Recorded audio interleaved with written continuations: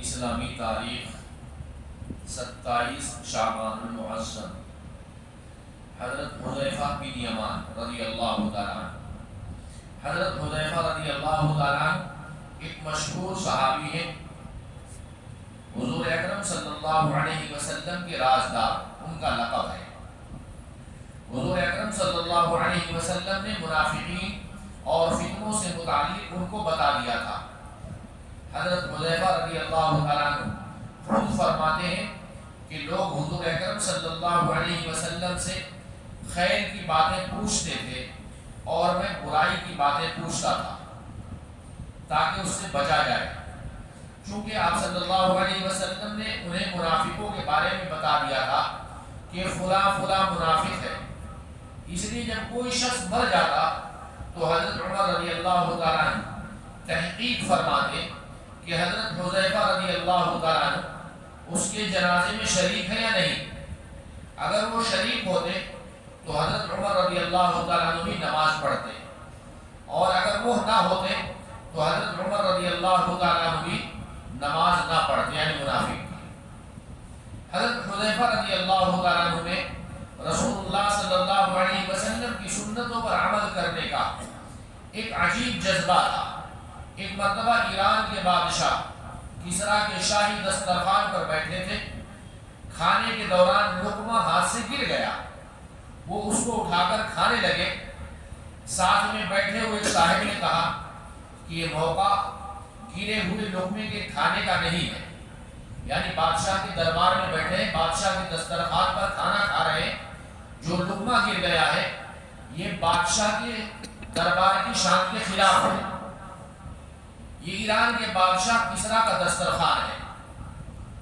انہوں نے اس کو بڑا عمدہ جواب دیا جس سے سنت کی عظمت کا اندازہ ہوتا ہے.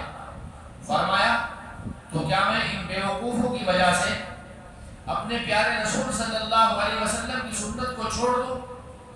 میرے پیارے صلی اللہ علیہ وسلم تو گرے ہوئے لقمے کو اٹھا کر صاف کر کے کھاتے تھے، تو میں نہیں چھوڑ سکتا اس سنت کو.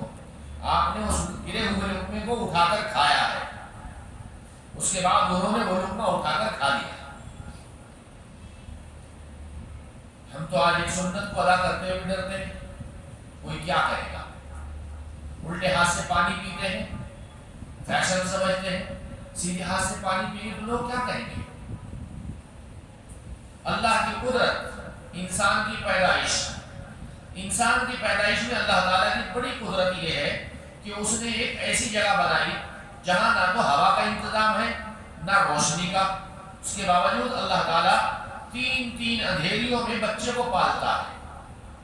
اس کی آنکھوں کو بناتا ہے، اس کے کانوں کو بناتا ہے، کانوں کے پردوں کو بناتا ہے، اس کے ننھے ہاتھوں کو بناتا ہے، ہاتھوں کی لکیروں کو بناتا ہے، ناخنوں کو بناتا ہے. غرض یہ کہ ہر چیز کو بناتا ہے، اور پھر اسی اندھیرے میں اس کی شکل و صورت بھی بناتا ہے. اللہ تعالیٰ نے قرآن کریم میں فرمایا ہے وہی وہ ذات ہے جو رحم مادر میں تمہاری اسی شکل و صورت کو بناتا ہے. میرے اللہ کی بہت بڑی کاریگری ہے.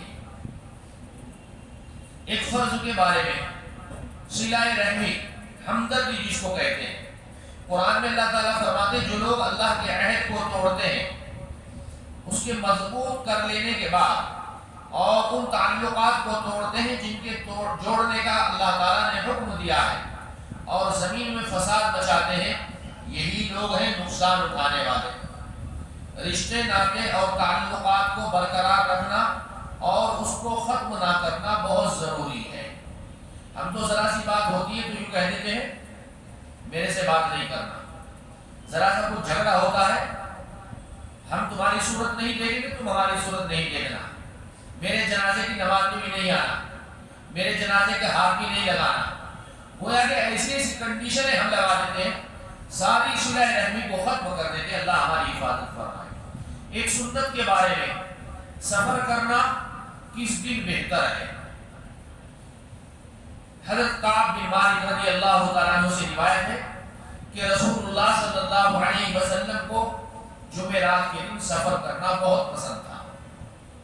سفر کرتے تھے جمعرات کے دن. ہم کو کوئی مجبوری ہے، ہم کوئی اور دن جانا چاہیں، پیر کا دن ہے، منگل کا دن ہے، جانا ہے، وہ سنت اپنی جگہ پر ہے۔ جب اللہ آپ کو کہیں بھیجے تو جمعرات کا دن انتخاب کیجیے، لیکن کہیں میت ہو گئی، وہاں پیر کے دن جانا ہے، ہفتے کے دن جانا ہے، تو اس دن کی سفر کر سکتے ہیں۔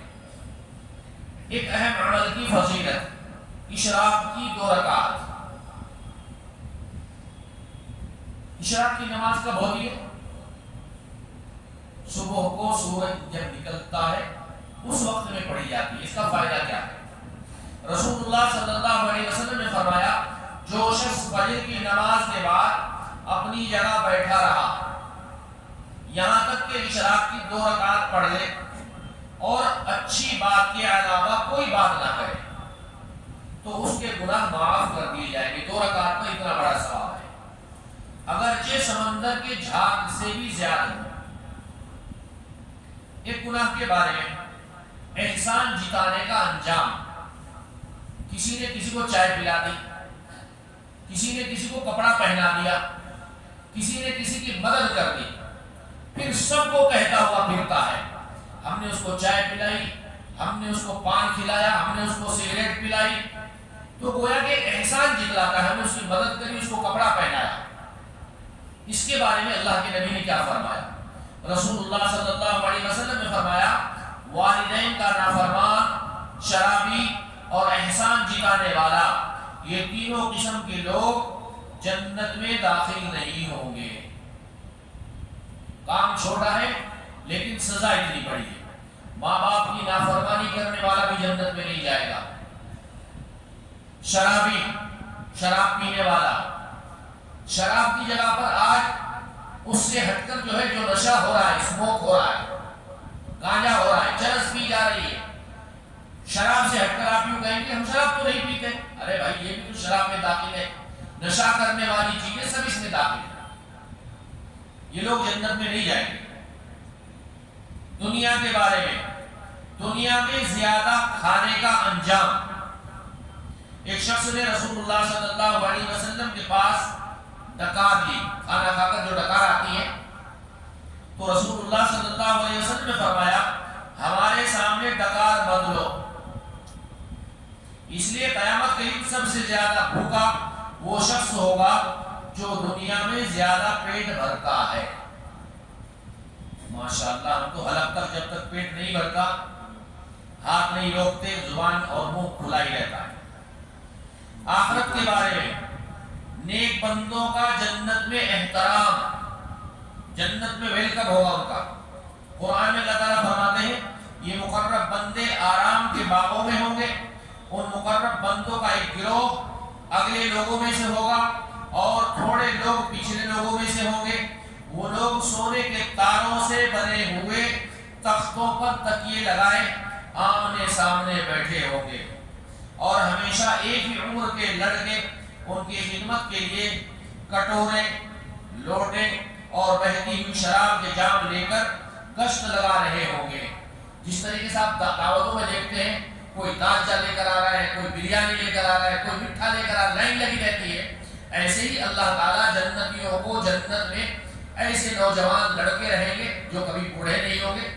وہ ان جنتیوں کے لیے یہ ساری چیزیں اللہ کی نعمتیں لے کر حاضر ہوں گے، اور بہتی شراب کے جام لے کر گشت لگا رہے ہوں گے، جس شراب سے نہ ان کو درد ہوگا اور نہ عقل میں خرابی آئے گی۔ یہاں شراب جو لوگ پیتے، شراب پی کر سب سے پہلے عقل سے اندھے ہو جاتے ہیں، موری میں گر جائیں گے، روڈ پر گر جائیں گے، کہیں پر بھی گر جائیں گے، لیکن وہ شراب اللہ کی شراب ہوگی، جنت کی شراب ہوگی، اس میں نشہ نہیں ہوگا۔